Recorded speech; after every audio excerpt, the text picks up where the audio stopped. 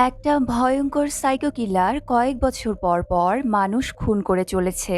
তার খুনের স্টাইলটাও অনেকটা ইউনিক। সে একটা স্টেথোস্কোপ দিয়ে শ্বাসরোধ করে প্রথমে পরিবারের একজনকে হত্যা করে। এরপর পরের দিনই একই পরিবারের আরেকজন সদস্যকে হত্যা করে।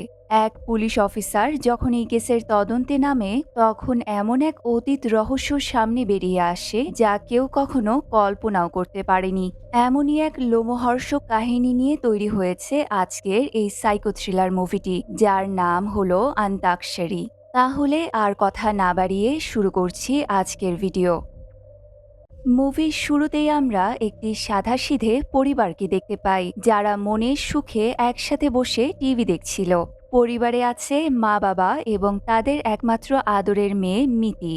কিছুক্ষণ পর মিতির ফোনে একটা কল আসে। ফোনটি করেছে তার বয়ফ্রেন্ড। এটা দেখেই সে বয়ফ্রেন্ডের সাথে কথা বলতে বাবা মায়ের চোখ ফাঁকি দিয়ে বাড়ির বাইরে চলে যায়। মিতি পেছনের অন্ধকার বারান্দায় দাঁড়িয়ে ফিসফিস করে বয়ফ্রেন্ডের সাথে কথা বলছিল। ঠিক তখনই বাড়ির পেছনের রাবার বাগান থেকে শুকনো পাতার মচমচ শব্দ ভেসে আসে। মিতি বেশ ঘাবড়ে গিয়ে বয়ফ্রেন্ডের কল কেটে ঘরে যেতে যাবে, ঠিক তখনই এক অজ্ঞাত মুখোশধারী ব্যক্তি পেছন থেকে একটা 10 মিলিমিটারের মোটা স্টেথোস্কোপ মিতির গলায় পেঁচিয়ে ধরে। এরপর সে মিতির নরম গলা টেনে ধরে টেনে হিচড়ে তাকে পেছনের ঘন জঙ্গলে নিয়ে যেতে থাকে। এখানেই আমরা কয়েক বছর আগের একটা ফ্ল্যাশব্যাক দেখতে পাই। কিশোর নামের একটি শান্ত স্বভাবের ছেলে ধুলো মাখা রাস্তায় একাকী হেঁটে যাচ্ছে। পুরো পৃথিবীতে কিশোরের মা ছাড়া আপন বলতে আর কেউ ছিল না। তার মা টাকা উপার্জনের জন্য রাঘবন নামের এক প্রভাবশালী জমিদারের ধান খেতে দিনমজুরের কাজ করে। কিশোর তার মায়ের হাড়ভাঙা খাটুনি দেখে লেখাপড়ার পাশাপাশি যথাসম্ভব মাকে সাংসারিক কাজে সাহায্য করে। একদিন সকালে কিশোর স্কুলে যাওয়ার সময় পাশে দিয়ে একটা চকচকে কালো বুলেট মোটরসাইকেল তীব্র গতিতে চলে যায়। কিশোর প্রতিদিন দূর থেকে বাইকটিকে লক্ষ্য করত। সেটা দেখে কিশোরের মনে বাইকটিতে চড়ার খুবই ইচ্ছে হতো। বাইকের মালিক ছিল আনন্দ নামের একটি ছেলে। বাইকে চড়ার আশায় কিশোর প্রতিদিন আনন্দের যাওয়ার রাস্তায় দাঁড়িয়ে তার কাছে লিফট চাইতো, কিন্তু কিশোর গরিব হওয়ায় আনন্দ তাকে একদমই পাত্তা দিত না। এসব দেখে কিশোরের সহপাঠী এবং গ্রামের মুরব্বীরাও কিশোরকে নিয়ে অনেক হাসাহাসি করত। এদিকে জমিদার রাঘবান আবার কিশোরের সরলমনা মায়ের উপরে নোংরা নজর দিত। সে বিভিন্ন কাজের উছিলায় সবসময় কিশোরের মাকে একা পেয়ে উত্ত্যক্ত করত। তবে নিজের এবং সন্তানের কথা চিন্তা করে কিশোরের মা চোখের জল ফেলে সব অন্যায় মুখ বুঝে সহ্য করে নিত। একদিন স্কুল থেকে ফেরার সময় কিশোর ক্ষেতের পাশে আনন্দের বাইকটা রাখা দেখে আশেপাশে একবার তাকিয়ে কাউকে দেখতে পায় না। তাই সে বাইকের কাছে গিয়ে বাইকটাকে স্পর্শ করে। তবে তখনই আনন্দ এসে তার মাথায় একটা থাপ্পড় মেরে বাইক নিয়ে সেখান থেকে চলে যায়। এসব দেখে ছোট কিশোরের মন আরো বেশি খারাপ হতে থাকে। সেদিন বিকেলে কিশোর যখন উঠানে বসে কাজ করছিল, তখন রাঘবান এবং তার এক বন্ধু কিশোরদের বাড়িতে আসে। তারা মদ খেয়ে নিজেদের খারাপ উদ্দেশ্য হাসিল করার জন্য কিশোরের মাকে খুঁজতে থাকে। কিশোরও বিষয়টা বুঝতে পেরে রাগী চোখে তাদের দিকেই তাকিয়ে থাকে। এটা দেখে রাঘবান এবার কিশোরের উপরে ক্ষেপে যায় এবং তাকে অনেক মারধর করে।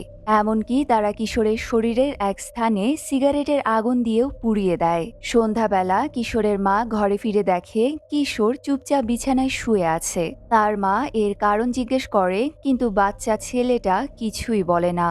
পরের দিন সকালে সে জঙ্গল থেকে একটা সাপ ধরে নিয়ে স্কুলে যায়। তাকে নিয়ে যে যে সহপাঠীরা হাসাহাসি করত, তাদের খাবার খাওয়ার সময় সেখানে সে সাপ ছেড়ে দেয়। এরপর গ্রামের যে মুরব্বীরা তাকে নিয়ে মজা করত, তাদের দিকে কিশোর পাথর ছুঁড়ে মারে। মানে স্পষ্ট বোঝা যাচ্ছে কিশোর ধীরে ধীরে প্রতিশোধ পরায়ণ হয়ে উঠেছে। একদিন সে আবারও আনন্দের কাছে লিফট চায়। এবার আনন্দ কি যেন মনে করে তাকে লিফট দেয়, কিন্তু সে তো জানতো না কিশোরের মাথায় আসলে কি চলছে। বাইকে ওঠা মাত্র তাকে সেদিন চড় মারার জন্য কিশোর আনন্দের পিঠে পাথর দিয়ে আঘাত করে।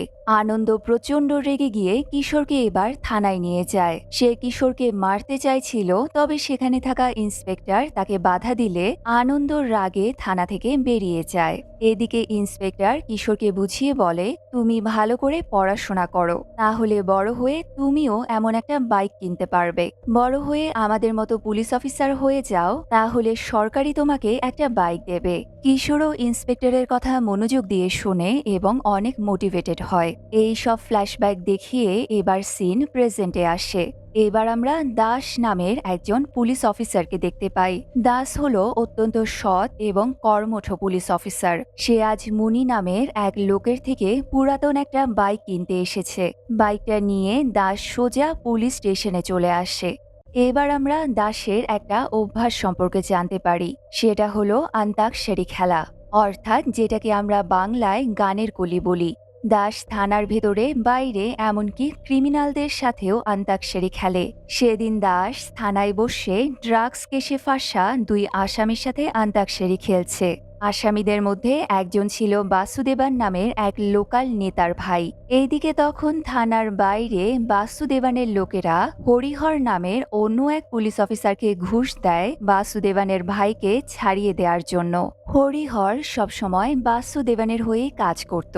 টাকা খেয়ে হরিহর দাসের কাছে এসে বাসুদেবানের ভাইয়ের নামে সুপারিশ করে, কিন্তু দাস তাকে স্পষ্ট জানিয়ে দেয় তাকে কি করতে হবে সেটা হরিহরের শিখিয়ে দিতে হবে না। এতে হরিহর কিছুটা অপমানিত বোধ করে। তখনই হঠাৎ দাসের ফোনে একটা কল এলে সে কিছুটা দূরে গিয়ে কল রিসিভ করে। অপর পাশ থেকে একটা লোক গান গেয়ে দাসকে বলে, এখন তুমি আমার সাথে আন্তাক্ষরী খেলো। তুমি যদি গান গাইতে না পারো তাহলে আমি তোমার মেয়ের সাথে আন্তাক্ষরী খেলবো। প্রথমে এই বিষয়টা দাসের খুব একটা সুবিধের লাগে না, যার কারণে দাস বারবার ফোন করা লোকটার পরিচয় জিজ্ঞেস করে, কিন্তু অপর পাশে থাকা লোকটা ততক্ষণে কল কেটে দিয়েছে। তাই সে ভাবে তার বন্ধুদের কেউ হয়তো তার সাথে মজা করছে। দাস তখনই তার স্ত্রী চিত্রাকে কল করে, তবে চিত্রা গৃহস্থালী কাজে ব্যস্ত থাকার কারণে দাসের কল রিসিভ করতে পারে না। পরবর্তী সিনে আমরা একজন আইসক্রিমওয়ালাকে দেখতে পাই। সে যখন আইসক্রিম বিক্রি করতে বের হয় তখন একটা বাক প্রতিবন্ধী মেয়ে তার কাছে আসে। মেয়েটার কাছে টাকা নেই দেখে আইসক্রিমওয়ালা তাকে ফ্রিতে আইসক্রিম দেয়। এতে মেয়েটা বেশ খুশি হয়ে যায়, কিন্তু সে জানতো না এই লোকের আসল উদ্দেশ্য কি। সুযোগ পেয়ে লোকটা বাচ্চা মেয়েটাকে ঝোপের আড়ালে নিয়ে যায় এবং তার সাথে খারাপ কাজ করে মেয়েটাকে সেখানেই ফেলে রেখে চলে যায়। সেদিন রাতে দাস বাড়ি ফিরে স্নান করতে করতে তার পরিবারের সাথে আন্তাক্ষরী খেলছে। দাসের একটি মিষ্টি মেয়েও রয়েছে যার নাম অনন্যা। তখনই হঠাৎ পলিটিশিয়ান বাসুদেবান তাদের বাড়িতে আসে। দাস ঘরের বাইরে এসে বাসুদেবানকে দেখে রাগী চোখে তার দিকে তাকিয়ে থাকে। বাসুদেবান দাসকে ধমকি দিয়ে তার ভাইকে ছেড়ে দিতে বলে। সে বলে, এখন পর্যন্ত আমি তোমার পরিবারের কোনো ক্ষতি করিনি, তাই পরবর্তীতেও কিছু করতে চাই না। ভালোই ভালোই আমার ভাইকে ছেড়ে দাও। এছাড়াও যাওয়ার আগে বাসুদেবান দাসের মেয়েকে একটা গিফট দিয়ে যায়। এইসব দেখে দাসের প্রচন্ড রাগ হলেও সে কিছুই বলতে পারে না। অন্যদিকে আমরা দাসের প্রতিবেশী মুনির পরিবারকে দেখতে পাই, যার থেকে দাস তার বাইকটা কিনেছিল। মুনির একটা ছেলে এবং একটা মেয়ে রয়েছে। মুনির ছেলে কার্তিক তার মাকে বলে সে বাইক বিক্রির টাকা দিয়ে মিউজিক ক্লাসে ভর্তি হতে চায়। মুনি আবার ছিল কার্তিকের সৎ বাবা। কার্তিকের বাবা মারা যাওয়ার পর মুনি কার্তিকের মাকে বিয়ে করেছে। মুনি ও কার্তিকের মধ্যে তেমন একটা ভালো সম্পর্ক ছিল না, তাই মুনি কখনোই কার্তিকের কোনো কথায় গুরুত্বই দিত না। মুনির স্ত্রী তাকে কার্তিককে মিউজিক ক্লাসে ভর্তি করানোর কথা বললে মুনি বলে, ওকে ইঞ্জিনিয়ারিং পড়াচ্ছি, সেদিকেই মন দিতে বলো। বাইক বিক্রির টাকা দিয়ে আমি ওকে গাড়ি কিনে দেব। এসব মিউজিকের কোনো ভবিষ্যৎ নেই। পরের দিন সকালে দাসের পুলিশ স্টেশনে শ্রীনিবাস নামে নতুন একজন কনস্টেবল জয়েন করে। হরিহর শ্রীনিবাসকে পুলিশ স্টেশনে নিয়ে যাচ্ছে। যেহেতু হরিহর দাসের জন্য ভালো করে ঘুষ খেতে পারত না, তাই সে শ্রীনিবাসের কাছে দাসের নামে উল্টোপাল্টা বদনাম করতে থাকে।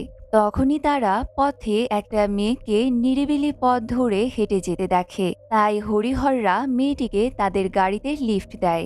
এই মেয়েটির নাম হচ্ছে নায়না। সে ছোটবেলা থেকে কথা বলতে পারে না। এদিকে পরের দিন মণি কার্তিককে নতুন গাড়ির চাবি এনে দিলে কার্তিক সেটা না নিয়ে রেগে খাবার টেবিল থেকে উঠে যায়, কারণ তার কাছে গাড়ির চাইতেও এখন মিউজিক কোর্সটা বেশি প্রয়োজনীয় ছিল। কিন্তু মণিও নিজের জেদে একদম অটল। এই সব কিছুর মাঝে দ্বিধাদ্বন্দ্বে ফেসে যায় কার্তিকের নিরীহ মা। অন্যদিকে দাস থানা থেকে বের হতেই যাবে, তখনই এক কনস্টেবল এসে শ্রীনিবাসের জয়নিং এর কথাটা জানিয়ে দেয়। তাই দাস তার সাথে দেখা করার জন্য থানাতেই থেকে যায়। এদিকে দেখা যায় বাবা নিতে না আসায় দাসের মেয়ে অনন্যা স্কুল থেকে সেদিন একাই বাড়ি ফিরছিল। ফেরার রাস্তাটা ছিল একদম নিস্তব্ধ।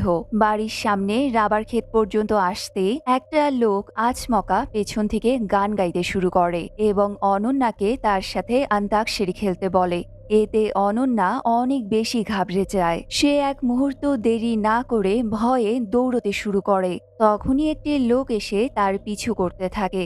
লোকটার হাতে ছিল একটা স্টেথোস্কোপ এবং মুখে কাগজের প্যাকেট কাটা একটা মাস্ক পরা ছিল। অনন্যা দৌড়াতে দৌড়াতে প্রায় তাদের বাড়ির সামনে এসে তার মাকে চিৎকার করে ডাকতে শুরু করে। সেই কিলারও ইতিমধ্যে তাকে প্রায় ধরেই ফেলেছে। কিলার অনন্যার গলায় স্টেথোস্কোপ পেঁচিয়ে তাকে শ্বাসরোধ করে মারতেই যাবে, তখনই দাসের স্ত্রী চিত্রা সেখানে দৌড়ে আসে, যার ফলে কিলার তাকে দেখে পালিয়ে যায়। এইভাবেই সেই যাত্রায় অনন্যা বেঁচে গেলেও চিত্রা ও অনন্যা দুজনেই বেশ ট্রমাটাইজড হয়ে পড়ে। খবরটা পেয়েই দাস দ্রুত বাড়িতে আসে। দাস চিত্রাকে শান্ত করার চেষ্টা করে, তবে চিত্রা ভয়ে কোনো কথাই বলতে পারছিল না। এদিকে দাস বাড়ির সামনে রাবার খেতে গিয়ে সেখানে কাগজের প্যাকেটের মাস্কটা খুঁজে পায়। তখনই তার মনে পড়ে যায় সেদিন বাসুদেবানও ঠিক এমনই একটা প্যাকেট অনন্যাকে গিফট করেছিল। তাই সে রাগে সাথে সাথে বাসুদেবানের বাড়িতে যায়। সেখানে তাকে হুমকি দিয়ে তার মেয়ের থেকে সবাইকে দূরে থাকতে বলে। তবে বাসুদেবান বলে সে দাসের মেয়ের ব্যাপারে কিছুই জানে না, আর এই সব কাজ করার তো কোনো প্রশ্নই ওঠে না। সে রাতে দাস তার মেয়ে ও স্ত্রীকে এসব নিয়ে বেশি চিন্তা করতে নিষেধ করে। এছাড়াও সে তাদেরকে নিশ্চিন্ত করে বাসুদেবান তাদের আর কোনো ক্ষতি করবে না। তখনই দাসকে তার সিনিয়র অফিসার কল করে এবং বাসুদেবানের বাড়িতে গিয়ে তাকে অসম্মান করার জন্য অনেক বকাঝকা করে। সিনিয়র অফিসার বলে অনন্যার সাথে যা হয়েছে তার পেছনে বাসুদেবানের কোনো হাত নেই, তাই দাস যাতে এই ব্যাপারটা ভালোভাবে ইনভেস্টিগেট করে দেখে এবং আসল অপরাধীকে যত তাড়াতাড়ি সম্ভব খুঁজে বের করে। তবে দাসের তখনও মনে হচ্ছিল সবকিছুর পেছনে বাসুদেবানই জড়িত। এদিকে আমরা সেই বাক প্রতিবন্ধী মেয়ে নায়নাকে বারান্দায় বসে থাকতে দেখি। নায়না ছিল কার্তিকদেরই প্রতিবেশী। একদিন এক আইসক্রিমওয়ালা এলে কার্তিকের ছোট বোন আইসক্রিম কিনতে চায়। তবে আইসক্রিমের গাড়িটা দেখে নায়না কোনো এক অজানা ভয়ে দৌড়ে নিচে যায়। নিচে গিয়ে দেখে সেখানে কার্তিকও রয়েছে। কার্তিককে দেখে এবার সে কিছুটা স্বস্তির নিঃশ্বাস ফেলে। এখানেই আমরা জানতে পারি এই নায়নাই আসলে সেই মেয়েটা যে ছোটবেলায় আইসক্রিমওয়ালার কাছে নির্যাতনের শিকার হয়েছিল। পরের দিন কার্তিক যখন তাদের পুরাতন ঘরে বসে গান প্র্যাকটিস করছিল, তখন নায়নাও সেখানে আসে। তারা দুজনে একজন আরেকজনের সাথে পরিচিত হয়। এরপর থেকে নায়নার সাথে কার্তিক ও তার বোনের বন্ধুত্ব তৈরি হয়। এরই মাঝে নায়না ও কার্তিক একে অপরকে পছন্দ করতে শুরু করে। অন্যদিকে দাস তার মেয়ের উপরে হামলা করা ওই আসামিকে ধরা না পর্যন্ত কিছুতেই শান্তি পাচ্ছে না। তাই সে হুমকি দেওয়া সেই নাম্বারটা ট্র্যাক করতে থাকে। এই কাজে শ্রীনিবাস তাকে সাহায্য করছে। তারা নাম্বারটির লোকেশন ট্র্যাক করে সেই অ্যাড্রেসে গিয়ে পৌঁছায়। জায়গাটা হলো একটা পোল্ট্রি ফার্ম। তারা সেই নাম্বারে কল করলে ফার্মের ভেতরে একটা ফোন বেজে ওঠে। এই ব্যাপারে ফার্মের সব কর্মচারীদের ডেকে জিজ্ঞাসাবাদ করা হলে তারা জানায় ফোনটা তাদের কারোরই নয়। তারা এটা রাস্তায় কুড়িয়ে পেয়েছে এবং সবাই মিলে ফার্মের কাজে এটা ব্যবহার করছে। দাস তাদের কথা শুনে বুঝতে পারে যে তারা সত্যি কথাই বলছে। তাই তাদের সবার আইডি কার্ডের ডিটেলস নিয়ে পুলিশ সেখান থেকে চলে আসে। এদিকে বাড়িতে চিত্রা যখন রান্না করছিল, তখন তাদের বাড়ির আশেপাশে কারোর উপস্থিতি টের পায়। ভয়ে সে দ্রুত বাড়ির দরজা জানলা বন্ধ করে দেয়। পরবর্তীতে আমরা আবারও মুনির পরিবারকে দেখতে পাই। কার্তিক বন্ধুদের সাথে মুভি দেখতে গেছে শুনে মুনি খুবই রেগে যায় এবং কার্তিকের মাকে ঘর থেকে বের করে দিয়ে বলে সে যেন কার্তিককে নিয়েই বাড়িতে ঢোকে। কার্তিক বাড়ি ফিরে মাকে বাইরে বসে থাকতে দেখে জিজ্ঞেস করে সে এখানে কি করছে। তার মা কিছুই না বলে তাকে নিয়ে ঘরে ঢোকার সময় কলিং বেল দিতেই কার্তিক সব ঘটনা বুঝে যায় এবং সেও অনেক কষ্ট পায়। পরের দিন থানায় দাস সবার সাথে তার মেয়ের কেসটা নিয়ে আলোচনা করছিল। সবাই বিষয়টাকে সিরিয়াসলি নিলেও হরিহর বলে তার মনে হয় এটা কেউ মজা করে করেছে। দাস এই কথা শুনে হরিহরের উপরেই ভীষণ রেগে যায়। শ্রীনিবাস বলে, চাইল্ড অ্যাবিউসের কেসের ফাইলগুলো নিয়ে তদন্ত করলে কোনো সূত্র পাওয়া যেতে পারে। এই কথাটা শুনে দাসের মাথায় একটা বুদ্ধি আসে। সে চেম্বারে গিয়ে তার মেয়ের গলার দাগটা দেখে শ্রীনিবাসকে ডেকে বলে তার মেয়েকে 10 মিলিমিটার স্টেথোস্কোপ দিয়ে আক্রমণ করা হয়েছিল। শ্রীনিবাস যেন এই ধরনের কেস ফাইলগুলো খুঁজে বের করে যেখানে ভিকটিমের গলায় এমন দাগ পাওয়া গেছে। এটা শুনে শ্রীনিবাস সাথে সাথে সব ডকুমেন্ট বের করার জন্য সুপারিনটেন্ডেন্টের অফিসের উদ্দেশ্যে বেরিয়ে পড়ে। দাসের স্ত্রী চিত্রা পেশায় একজন নার্স। হসপিটালে গিয়ে সে ডাক্তারের রুমে স্টেথোস্কোপ দেখে ঘাবড়ে যায় এবং সন্দেহবশত ডাক্তারের ড্রয়ারটা চেক করে। এবার সে সেখানে একটা 10 মিলিলিটারের স্টেথোস্কোপ দেখতে পায়। তখনই ডাক্তার চলে এলে চিত্রা রুম থেকে বেরিয়ে পড়ে। তবে ডাক্তার এসে বিষয়টা বুঝতে পেরে তাকে অনেক বকাঝকা করে। অন্যদিকে শ্রীনিবাস কেসের ডিটেলস চেক করে দাসকে বলে সে এমন দুটো কেস পেয়েছে যেখানে স্টেথোস্কোপ ব্যবহার করা হয়েছে। প্রথম কেস 2010 সালের 11ই মার্চ, স্থান কুমারাকাম। ভিকটিমের নাম কবিতা রাজেশ, বয়স 21 বছর। দ্বিতীয় কেস রেজিস্টার হয় 1991 সালের 23শে সেপ্টেম্বর। স্থান ছিল কল্যাণী। ভিকটিমের নাম অ্যানি ম্যাথিউ এবং বয়স 16 বছর।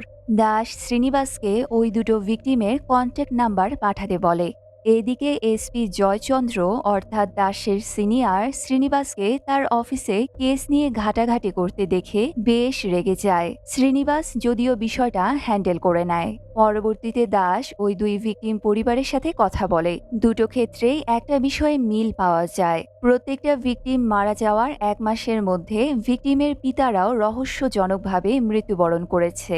দাস আবার শ্রীনিবাসকে কল করে বলে, এমন সব কেসের ডিটেলস বের করো যেখানে ভিকটিমের মৃত্যুর 1 মাস পর তাদের বাবারাও মারা গেছে। এদিকে আমরা দেখি কার্তিক তার বোনকে গিটার শেখাচ্ছিল। এটা দেখে মনি রেগে গিয়ে তার গিটারটাই ভেঙে ফেলে।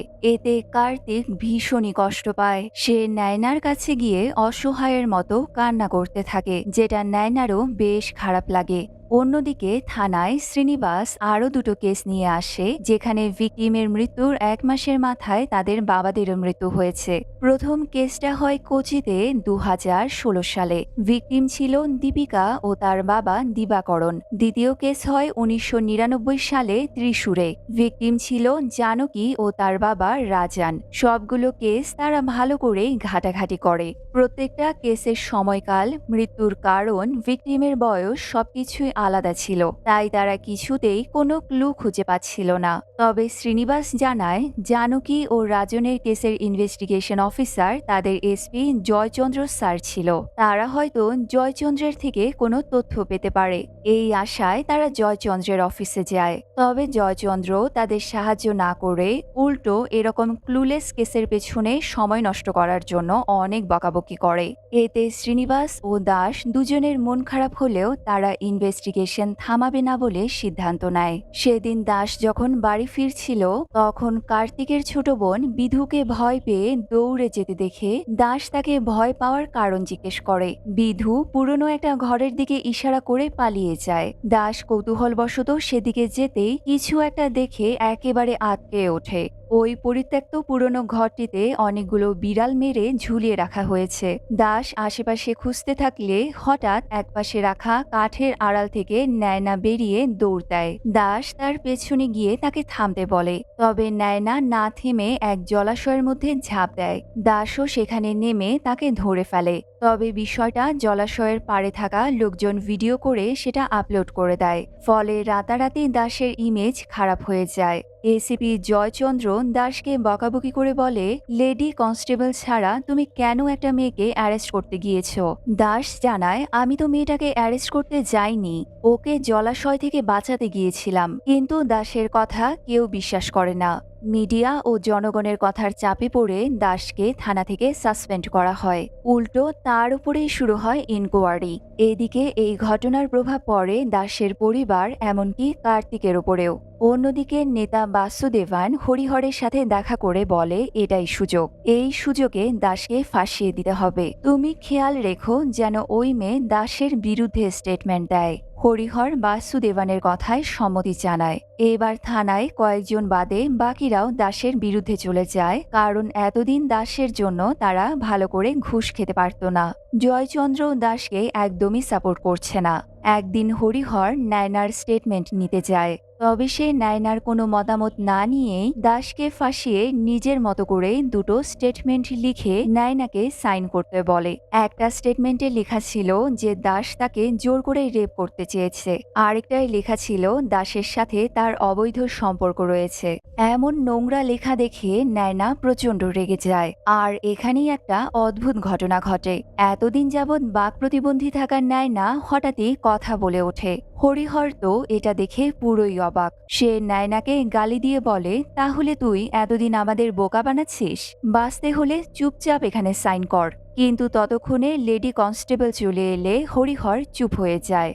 এদিকে শ্রীনিবাস দাসকে কল করে জানায় সে কোচির ভিকটিম দীপিকা ও দিবাকরণের ব্যাপারে ইনভেস্টিগেশন করেছে। সে জানতে পেরেছে দিবাকরের স্ত্রী ও ছেলে এখন কেদারামেই থাকে। শ্রীনিবাস তাদের ঠিকানা পাঠালে দাস সেটা দেখে একেবারেই অবাক হয়ে যায়, কারণ সেটা ছিল দাসের প্রতিবেশী মুনির ঠিকানা।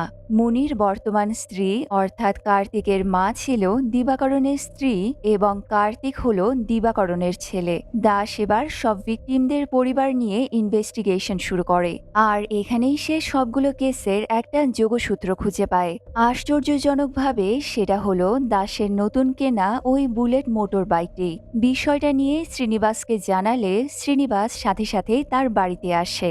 দাস ও শ্রীনিবাস একসাথে বসে আরও ইনভেস্টিগেশন করে জানতে পারে গত ৩৫ বছরে এই মোটরসাইকেলটা মোট ৬টা পরিবারের কাছে বিক্রি করা হয়েছে এবং প্রত্যেকটা পরিবার থেকে সন্তান ও পিতাসহ মোট খুন হয়েছে ১২ জন। শ্রীনিবাস জিজ্ঞেস করে, তাহলে খুনি কার্তিক এবং মুনির কোনো ক্ষতি করেনি কেন? দাস বলে, খুনি শুধু ওই বাইকের অফিসিয়াল মালিককেই টার্গেট করে। আগে এই বাইকের অফিসিয়াল মালিক ছিল দিবাকরণ। দিবাকরণের মৃত্যুর পর কার্তিক উত্তরাধিকার সূত্রে বাইকটা পায়। তখন কার্তিক তার মায়ের পেটে ছিল, তাই কিলার হয়তো ভেবেছে কার্তিক মুনির ছেলে, তাই সে তাদের কোনো ক্ষতি করেনি। এবার আমাদের জানতে হবে কে এই খুনি এবং তার খুন করার মোটিভটা আসলে কি। শ্রীনিবাস জিজ্ঞেস করে সেটা কিভাবে সম্ভব।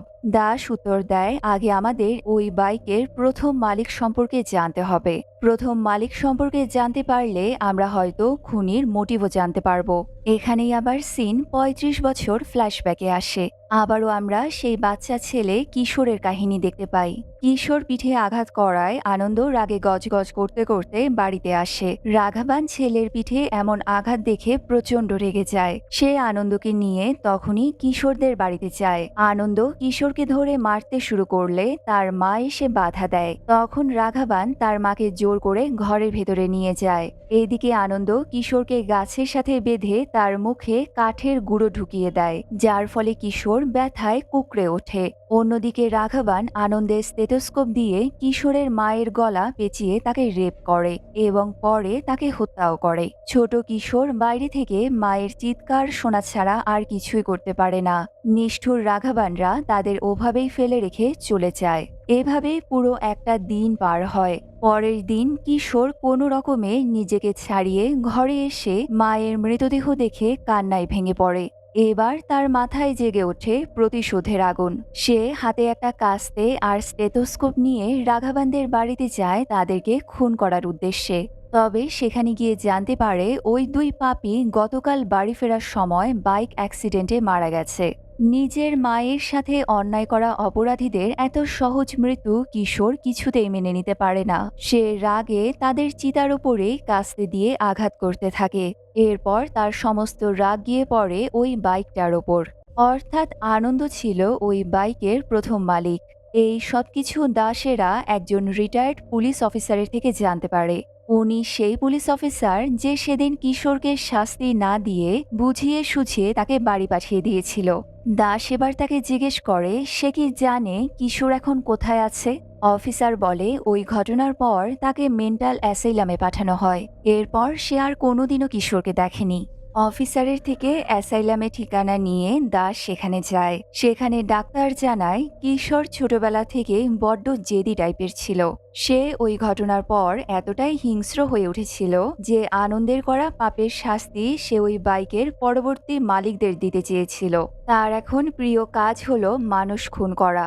এটা করে সে যেন পৈশাচিক আনন্দ পায়। অ্যাসাইলামে থাকাকালীন তাকে সুস্থ মনে হয়েছিল বলে ছেড়ে দেয়া হয়, কিন্তু সবকিছু শুনে মনে হচ্ছে সে এখন একটা ঠান্ডা মাথার সাইকো কিলারে পরিণত হয়েছে।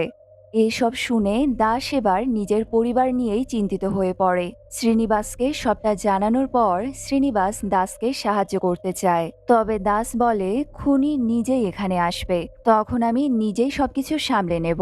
এরপর থেকে দাস সব সময় তার পরিবারকে কড়া পাহারা দিতে থাকে, তবে কিলারের কোনো খোঁজ পাওয়া যাচ্ছে না। এদিকে দাস দিনে দিনে নিজের মেয়ের চিন্তায় মানসিকভাবে ভেঙে পড়েছে, যদিও তার স্ত্রী চিত্রা তাকে সবসময় সাহস যোগায়। এইভাবেই একদিন রাতে হঠাৎ দাস বাইরে বাইকের আওয়াজ শুনতে পায়। সে চিত্রাকে দ্রুত দরজা লাগাতে বলে টর্চ নিয়ে বাইরে আসে। বাইরে সে সব জায়গায় কিশোরকে খুঁজতে থাকে। হঠাৎই কিশোর আড়ালে লুকিয়ে তার সাথে অন্তাক্ষরী খেলা শুরু করে। দাস কিশোরকে বারবার সামনে আসতে বলে, কিন্তু কিশোর অন্তাক্ষরী খেলতে খেলতে দাসের বাড়ির দরজায় গিয়ে হামলা করে দেয়। দাস দৌড়ে তাকে আটকাতে যেতেই কিশোর তার মাথায় আঘাত করে তাকে অজ্ঞান করে ফেলে। এরপর সে আবারও দরজা ভাঙতে শুরু করলে দাসের স্ত্রী প্রাণপণ চেষ্টা করে তাকে আটকানোর।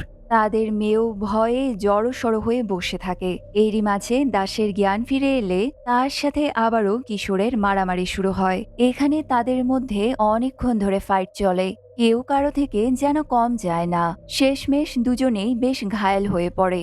এক পর্যায়ে দাস কিশোরের মাস্ক খুলে ফেললে সে আড়ালে গিয়ে লুকিয়ে পড়ে। দাস আবারও তাকে বাইরে আসতে বলছে, তবে কিশোর কোনো সাড়া দেয় না। এসব দেখে দাস বুঝতে পারে কিশোরের একমাত্র দুর্বলতা হলো ওই বাইকটা, তাই এবার সে ওই বাইকে আগুন লাগিয়ে দেয়।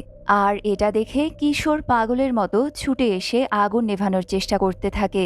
এই প্রথমবারের মতো দাস সাইকো কিলার কিশোরের চেহারা দেখতে পায়। কিশোর আগুন নেভাতে না পেরে কান্নায় ভেঙে পড়ে। তাই সে রাগে আবারও দাসকে আক্রমণ করতে গেলে দাস এবার তাকে মেরে অজ্ঞান করে ফেলে।